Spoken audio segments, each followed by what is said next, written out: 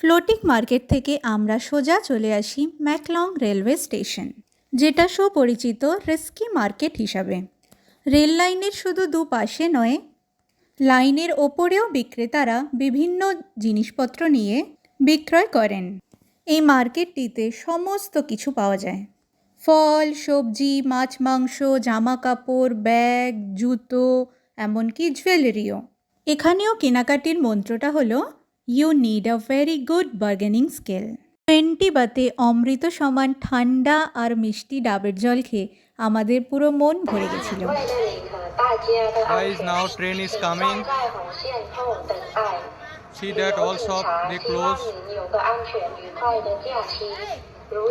They close their extra sheds.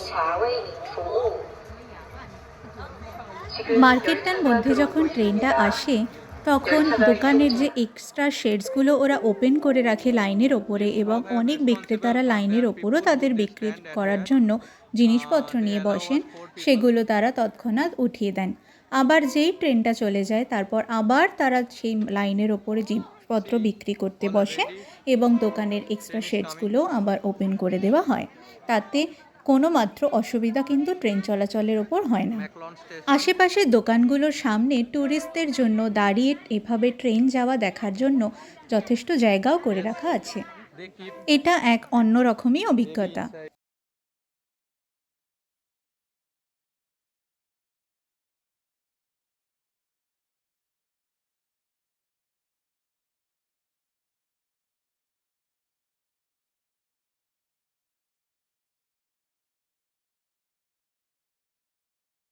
ওই যে ট্রেনটা এবার এসে পড়েছে।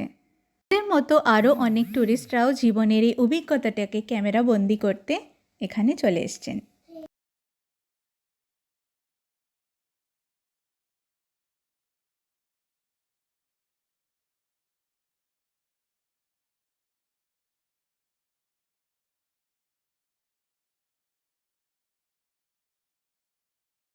চলুন আমাদের সাথে আপনারাও ভিডিওটি এনজয় করুন।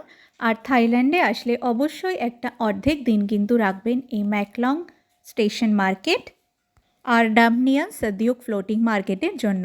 আপনাদের খুবই ভালো লাগবে। এই ভিডিওটি ভালো লেগে থাকলে আপনারা দয়া করে একটা লাইক অ্যান্ড সাবস্ক্রাইব অবশ্যই করবেন। Thank you, tata.